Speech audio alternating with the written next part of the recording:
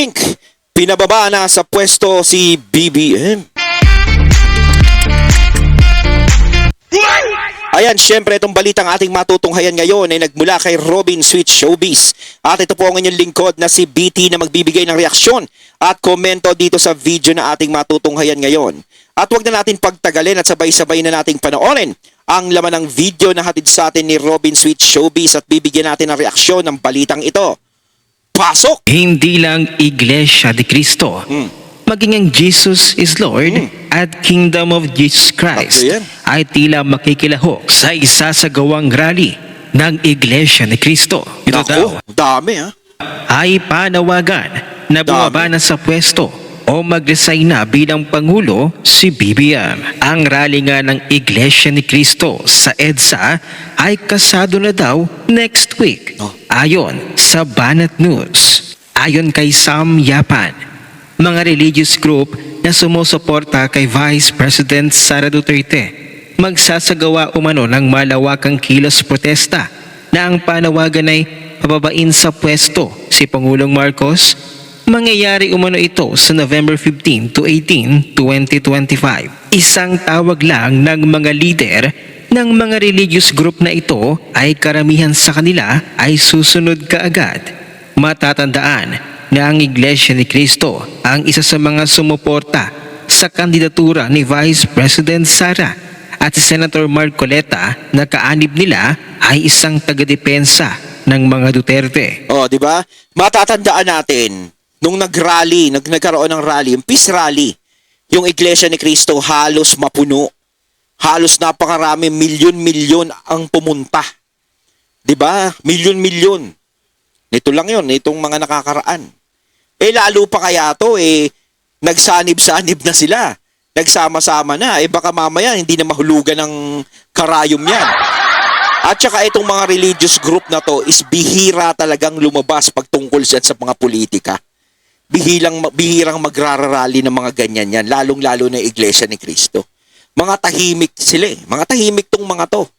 Pero ngayon, siguro, kung nababalitaan natin dyan, nalalabas uli sila para magkaroon ng rally, talagang napapansin nila na hindi na talaga nila nagugustuhan kung ano ang nagiging pamamalakad ngayon sa mga nangyayari. Kasi nga naman, alam naman natin is napakarami talagang matitinding issue at mga garapal na issue na nangyayari ngayong panahon na to. No? Na halos hindi maresolba. 'Di ba? Kahit sinasabi natin na si ano ang nakapagpabukas ng investigasyon ng ganyan-ganyan tungkol sa mga flood control project. No, hindi natin binabanggit. Ang importante kasi diyan, kahit sabihin mong binuksan o sa kanya nagsimula yung pag-iimbestiga na yan, kilala nyo naman siguro tinutukoy ko mga katunay. Ang tanong, meron bang nananagot? Wala naman Siguro may sinasabi yung mga testigo, yung mga iniimbestigahan, pero may nanagot na ba kahit isa? 'Di ba? Katulad nito, yung sa sinabi ng mga Diskaya, may nanagot na ba sa kanila kahit isa? Walang nananagot, ni wala ngang nakukulong. 'Di ba? Walang napaparusahan. Kaya kahit sabihin natin na nabuksan niyang kasong 'yan ng flood control project, parang baliwala pa rin 'yan. Kasi ang kailangan talaga dito ay yung resibo. Ano yung resibo na yon? Kailangan may managot sa kanila sa lahat ng ginagawa nila. Diba? Ang Jesus is Lord movement naman ay pinamumunuan ng ama ni Senator Joel Villanueva na nasasangkot umano sa flood control scandal. Ang Kingdom of Jesus Christ naman ay pinamumunuan ni Pastor Apollo Kibuloy. Sa totoo lang mga katunay sa tatlong religious group na yan, isa din ako sa dating kaanib ng Jesus is Lord. Oo, dati akong Jesus is Lord. Siguro mga 1 year din ako, 1 year mahigit, no, naging kaanib ako. Ayos naman yung Jesus is Lord. Ayos naman yung kalakaran, ayos naman yung yung pakikisama ng mga nandiyadyaan. Maganda naman. Pero syempre, umalis lang ako sa sarili kong dahilan. Bumalik ako sa pagiging Catholic. No? Pero para sa akin, okay naman siya. Kaso, yung pag-alis ko dyan is sa sarili ko lang na dahilan. No? Na ngayon ay Na-share ko lang. nakadetained at kilalang kadikit ng mga Duterte. Maging ang mga kakamping ay naalarma. Ayaw kasi nilang maupo sa pwesto si Vice President Sara bilang presidente na papalit daw kay BBM. Ayon kay Jesus Falces, DDS game plan, magpapaputok ng scandal that leads to BBM kuno between November 3 to 7, then massive rally by INC, plus Jesus is Lord, plus Kingdom of Jesus Christ around November 15 to 18. The anniversary of Ferdinand Marcos Sr.'s burial at libingan ng mga bayani to preempt the November 30 rally. Magpapatalo ba tayo? Oh, yung mga kakamping, magpapatalo daw ba kayo? Alam ko naman talaga na hindi talaga kayo magpapatalo.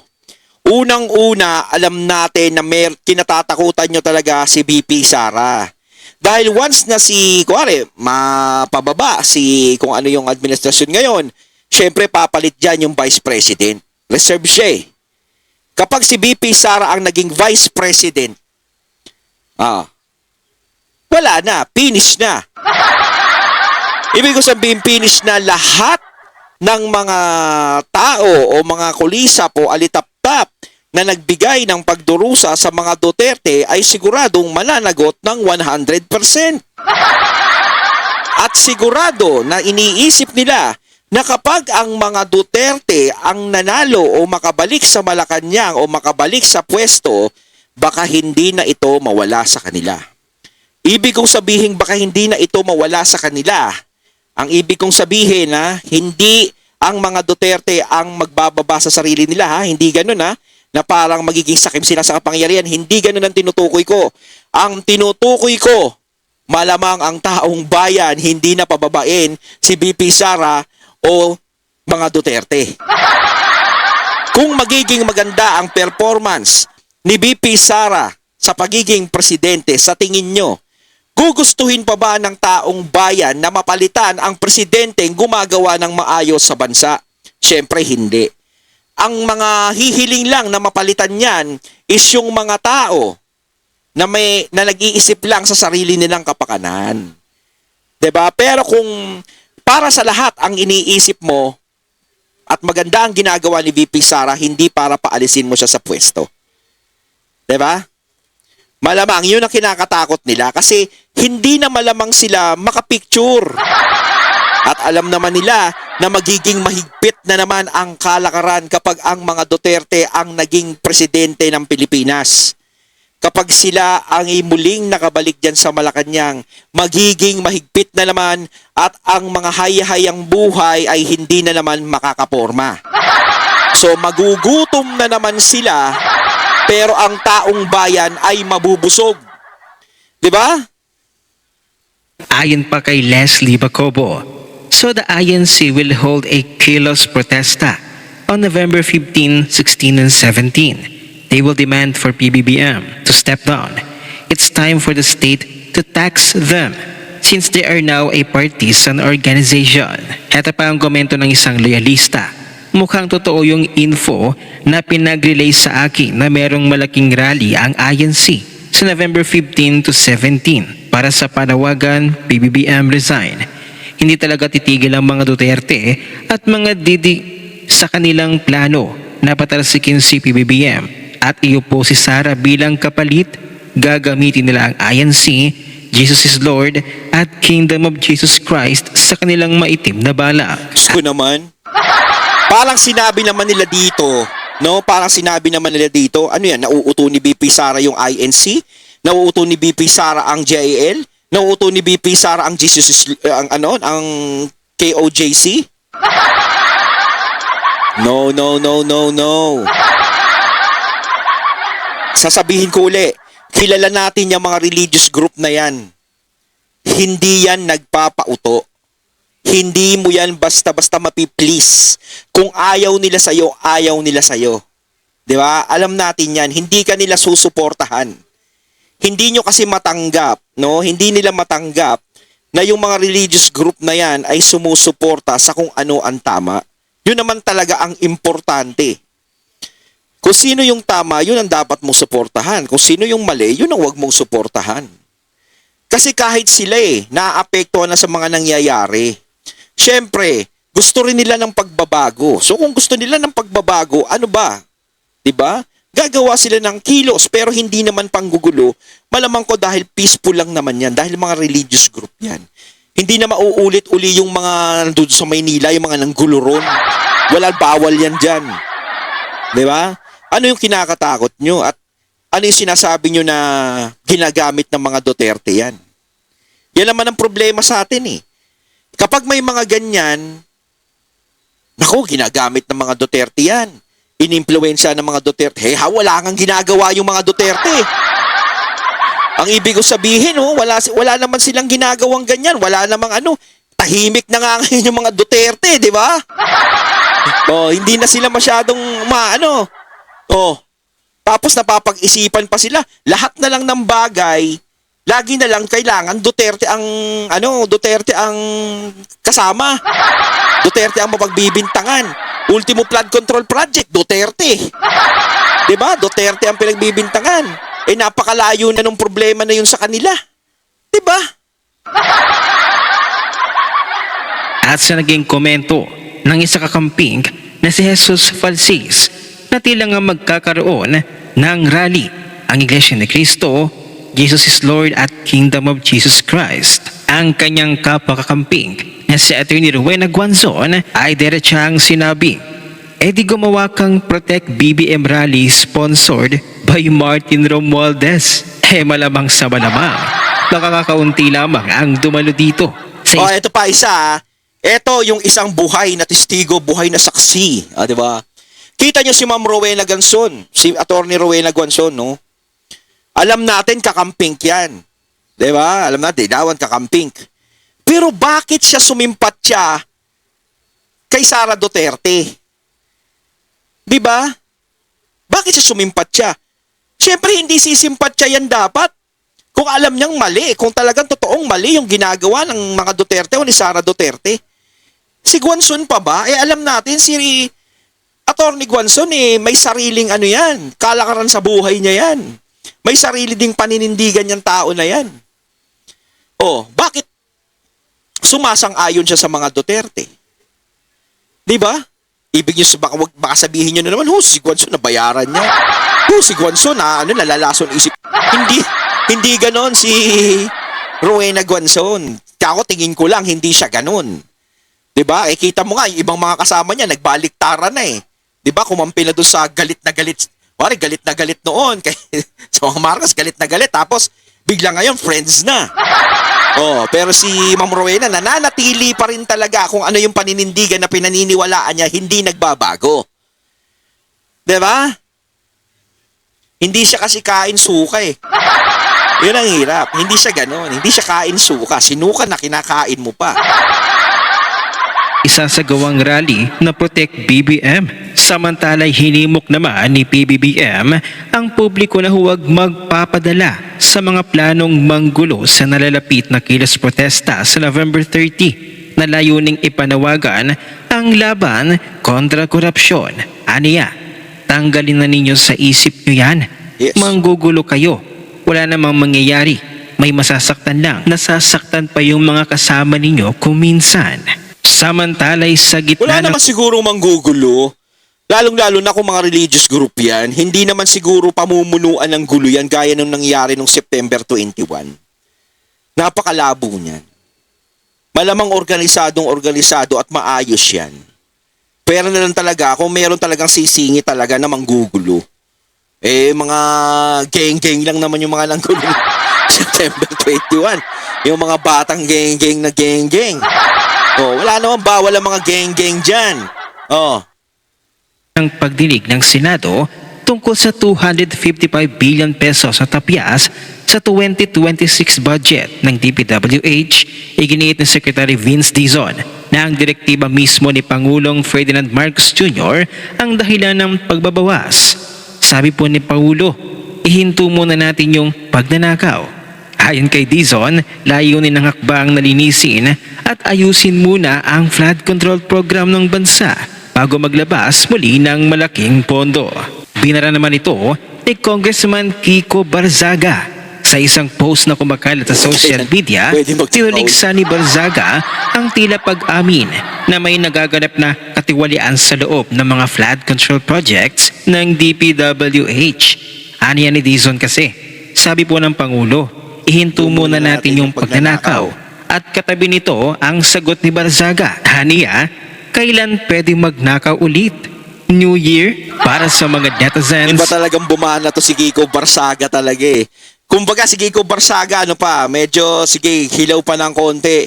Pag sumobra ang hinog nito, tingin ko mga katunay, pag tumakbong senador to, malamang ko malaki pag-asang makapasok nito si Kiko Barsaga. Kasi unang-una naging popular na siya ngayon, no? 'Di ba? At isa pa, talagang kumukundi na siya talaga sa maling kalakaran. Yun naman talaga ang gusto ng mga tao at dapat tignan ng mga tao. Kung sino yung mga nagseserbisyo na talagang kumukontra sa maling kalakaran, yun ang dapat ipanalo. Ang problema kasi kapag nagkakaroon ng botohan, nagkakaroon ng eleksyon eh. Kung sino ang sikat, yun ang binoboto. Kung sino yung kilala, yun ang binoboto. Yung tipong ayaw na nilang maghirap. Yung tipong, ay kilala ko to, ito na lang. Para hindi na tayo tumagal dito. Kumbaga dapat nire-research nyo yung mga taong binoboto nyo. Hindi yung basta-basta ka lang boto ng boto na uupo ka rin, boboto ko. Isipin nyo, sino ba yung mga tao na talagang nakikipaglaban sa mga korupsyon? Yung mga tao na nagnanais talaga na tayo ingat, magkaroon ng sa yung bansa ulit natin. Yun ang dapat kilalanin natin, yung alamin natin. Bago tayo bumoto, gumawa tayo ng isang lista natin. Kung umabot sila ng 20, di mamili na lang tayo. Ganun yan eh.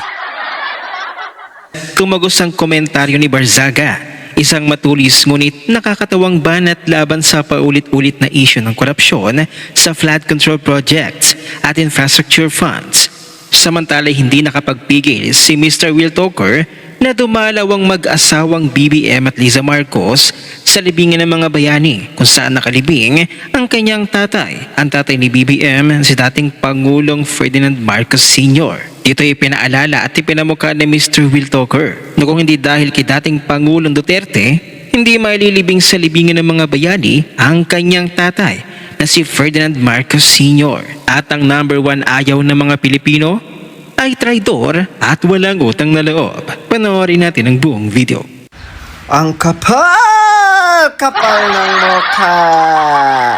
Nasa libingan ng mga bayani. Mr. President, naalala mo ba kung sino ang dahilan bakit dyan nilibing at nailibing na sa wakas dyan yung tatay mo? Dahil lang naman yan kay Tatay Digong. Diba? Kay Tatay Digong Yes, na sinurrender mo sa ibang lahi, pinakulong mo sa ICC, ginawa nyo lahat, no? Inyo para talagang maisurrender nyo sa dahig, no? Yun talaga yung pagkakamali eh. Di ba? Alam natin, no, ulitin natin, napakaraming administrasyon ang dumaan. Wala ni isa ang nagtangka, no, na si Marcos Sr. ay mailibing dito sa Pilipinas. Kahit dito lang sa Pilipinas hindi na sa libingan ng mga bayani. Walang nagtangka, walang nag-isip, walang nagplano. Kahit gustong-gusto ng pamilyang Marcos na mailibing dito sa Pilipinas ang labi ng dating Pangulong Marcos Sr. No? Isang presidente lang talaga, isang administrasyon lang talaga ang gumawa ng paraan at hindi natakot na gawin yung dapat gawin. 'Di ba? Si PRRD nga. Hindi niya inisip kung ano yung sasabihin sa kanya ng ibang tao. Ng mga galit sa Marcos, hindi niya iniisip 'yon. Basta importante maibigay yung para kay dating Pangulong Marcos Sr. Nabigyan niya ng respeto at dapat naman talaga bilang isang dating Pangulo yun. Kaso nga lang siyempre napakasakit talaga sa mga supporter ng mga Duterte kaya hindi natin maaalis yung galit, yung inis sa kanila dahil sa nangyari kay Tatay Digong na pagkatapos ng lahat ng ginawa ni Tatay Digong na effort, no? Ginawa niya lahat para si dating Pangulong Marcos Sr. ay mailibing dito sa Pilipinas, hindi lang nailibing dito sa Pilipinas, kundi nailagay pa sa libingan ng mga bayani. Ito pa yung naging kapalit kay Tatay Digong. Si Tatay Digong, siya yung pinahihirapan, siya yung ikinulong na hindi niya naman dapat nararanasan. Kaya nga si Senator Amy, siguro kaya alam natin na parang naiinis siya, nagagalit siya, kaya kumukontra siya sa kung ano ang nagiging kalakaran ngayon ng administrasyon, na alam naman natin dapat si Senator Amy ay kasundo dun, siguro hindi niya matiis na ganyan. Siyempre, malaki yung utang na loob. Ito pa lang is napakalaking utang na loob na kay PRR dito eh. Dapat nga tumanaw ng utang na loob. Kaso nga lang hindi ganun ang nangyari. Di ba?